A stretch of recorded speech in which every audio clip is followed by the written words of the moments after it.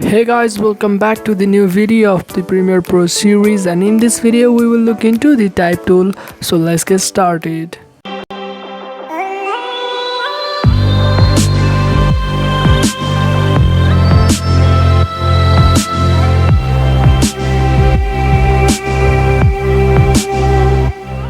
Alright, as you guys can see that I've already imported one video clip in the timeline. So before we start, let me tell you what is type tool and why we need it. So type tool allows us to add different types of text to our video. To add some text on your video, you can click on this T icon and choose type tool. And then you can click on the program window and start typing.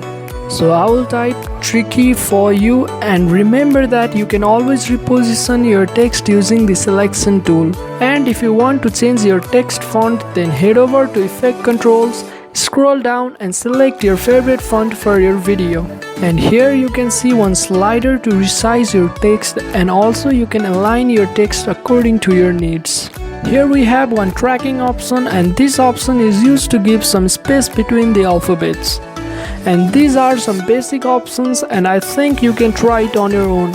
So moving on, we have appearance, and here you can change the color of your text using the fill option. If you want to match your text color with your video, you can use a color picker to fit your text color with your video. And if you are going to add a stroke on your text, you can check that box and click to give some value, or drag left or right to change it. Either way is gonna work. So here we have one option of shadow, and when you click on that, you will get lots of options that you can choose. So first we have the opacity of our shadow. You can use this slider to increase or decrease the opacity of your text shadow. Here we have an angle where you can put 45 or 180 degrees to determine your text shadow angle.